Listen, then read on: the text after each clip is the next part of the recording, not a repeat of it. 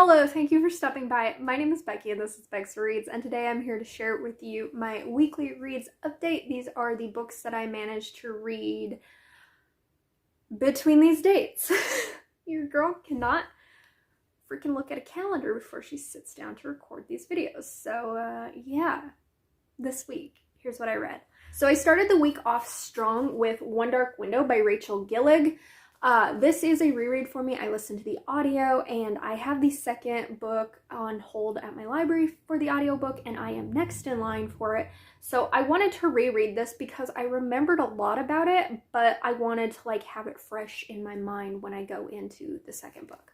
So this is about Elspeth Spindle, who lives in this world where people have been infected with this curse almost, and it gives them abilities, and if these people are found out to have this infection, then they are pretty much put to death. And so when Elspeth gets infected, her family hides her away, and she grows up with this entity in her head who kind of acts as her protector. It's a very snarky being, and she is just trying to live her life until she runs into this group of highwaymen. And she ends up working with them to try and track down these cards, that if they collect all these cards, then they can remove the mist or this blight on their territory. And Elspeth, having this entity in her head, she has this ability to see the colors of cards. So she knows when somebody is holding a specific card. So that's why they want to have her part of their gang. And while she's in this situation, she ends up in sort of a fake arrangement with the highwayman himself, who just happens to have a link to the ruling family who has been using these cards for their own reasons. I actually enjoyed it a little bit more on reread because I think I was paying a little bit more attention. Like the first time I read this, I gave it 4.5 stars. And my only negative comment when I first read this was that I didn't feel like I completely understood how the magic system worked.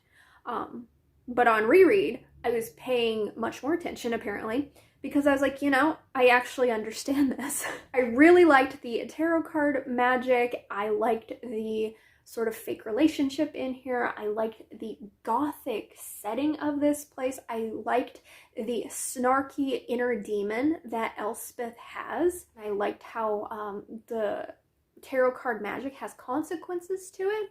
I thought it was a very well-developed relationship. Now, when I say this is a fantasy romance, the romance does not take up a lot of this book. It's a very slow progressing romance, and when we get to the physicality of their relationship, it's just one chapter. This doesn't have a lot of spice. I'd give it 1 chili pepper, but I really felt their chemistry because it was that slow progression. So if you haven't read this and you are curious about it, I definitely recommend it, and I am excited to move on to the second book to see just how this story wraps up. Next book I read, I got the audiobook from my library again, so I thought I would read it, and that is Sanctuary of the Shadow by Aurora Asher. This is a Red Tower book, and I bought it mainly for these sprayed edges. It does have some embossing on the cover, and I did read the synopsis of this, and it was one of my anticipated fantasy romances because in the synopsis it mentions a circus, and so I thought the circus was going to be a major focal point of this book. So in this, we were following a girl named Harrow who is living in this circus to try and hide the fact that she has certain abilities. And she's just doing her thing until one day the ringmaster of this circus brings in this mysterious young man who can't remember anything about his past. And she has seen visions that he is not as dangerous as other people claim he is. So she helps him escape this. They end up spending time together, and she ends up learning the role that he played in her past that she is trying to run from. Sounds like a good setup, right? This book was not good. If you are looking for a fantasy romance that has little plot, little relationship development, but a good amount of smut, you might enjoy this. I don't know. The thing that attracted me to this book, like I said, was the circus setting. The circus setting makes up about 10 minutes of this book, if that, which I was so disappointed with, because it's in the synopsis, it makes it sound like it's going to be a prominent thing. You could have taken the circus out of this and just had this girl like traveling with anybody, really. Well, she could have been traveling with like bandits. She could have been just like living under a bridge, and it wouldn't have made a shit's bit of difference to the story.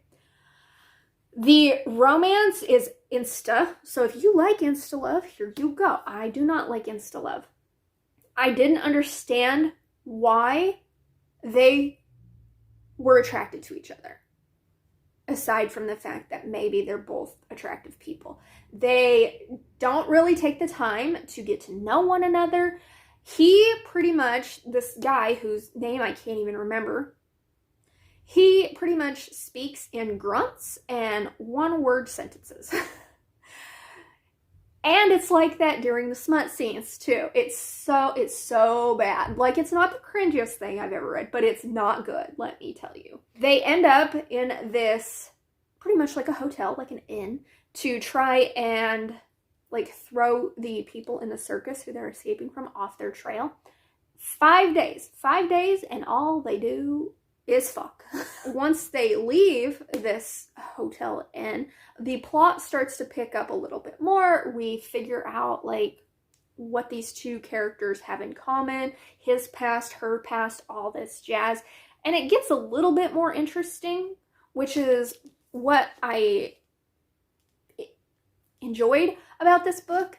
But I don't feel like it was a very well-developed plot, because it was very surface level. Like, nothing was really gone into too much detail, but once you get past the point where they're done fucking, then the plot picks up. Until that point, it's just we meet, we bang. And one thing I just, oh my god, it just made me laugh, because this guy doesn't know anything about himself. He doesn't know his name. Rafe, that's his name, because it's like a wraith, but he sees a sign that spells it wrong, and so he gives himself his own name, Rafe. Looky there, I remembered. He doesn't really have a clue as to how anything fucking works in this world, but what this man remembers is how to fuck. Like, no questions asked. He is a pro at it from the get-go. He doesn't need any instruction or anything like that. And for a guy who can't remember anything, you know, I guess that's the most important thing. It was a disappointment. Pretty books don't mean great stories. And this being sold as a circus book, because it's even got a circus tent right there, is a lie. It's a lie. So I don't recommend this. I mean, if you're curious about it, just to see if it's as bad as what I think it is, sure, go for it. I would recommend saving your money, though, and seeing if it's on Kindle Unlimited, seeing if you could get it through your library or something like that before you spend money on this edition, just because it's pretty. So the last book that I just finished, and it was another audiobook. I listened to Stone Song by Trisha O'Malley. So this is a book that I needed to read for my Aurelium Magical Readathon classes. I had initially picked out a different one, but then I realized that that book was like 5th in the series, and I hadn't started that series. So I was like, okay, I need to begin at a series. So I started this one. This is about Claire, who is a geology student in Ireland, and she's got her whole life figured out. She just wants to write her dissertation and become a geologist, because she's really good with gems and rocks and things like that. She has an affinity with them.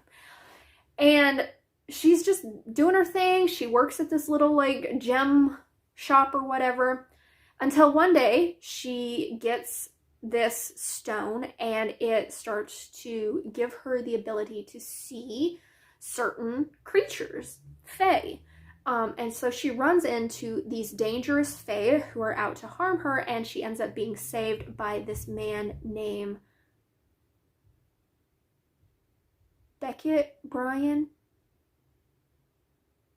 Brett? I don't know, it starts with a B, and I just finished this and I cannot remember his name. That's sad.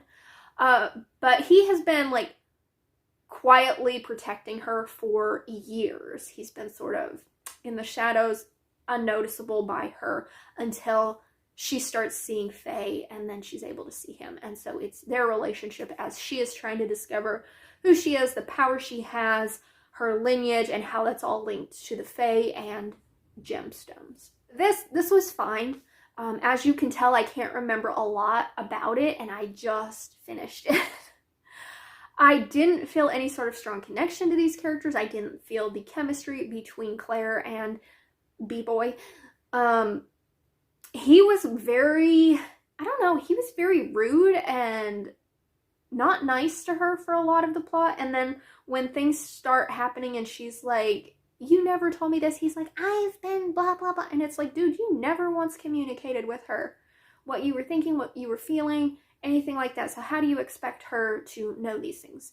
And he just didn't seem like he was very helpful. And he's supposed to be her protector, for Christ's sake. What I did like about this is the bodyguard romance, because he essentially he's been her bodyguard. So I like that. I like the found family. She has family, but she's much closer to the friends she's made and things like that. So I like that. I also really like the audiobook narration. This audio narrator also narrates a bunch of Trisha O'Malley's other books, and I think she does a really good job of giving all the characters very individual voices. But this just wasn't one that would stick in my mind. It didn't leave a lasting impression. I didn't really care about the plot, quite honestly. It didn't feel like it had high stakes. It wasn't cozy. It didn't leave a lasting impression for me. So I won't be continuing with this, but it did manage to let me pass my Aurelium class that I needed it for. So there's that. So those were the 3 books that I managed to finish this week. Let me know down in the comments if you've read any of these, what your thoughts are, or let me know what book you managed to finish this week. But if you don't want to comment that, but would like to let me know that you made it to the end of this video, could you leave me a clown emoji? Because this is a clown of a book. So with that, thank you so much for watching, and until my next video, get something great read this week. Bye.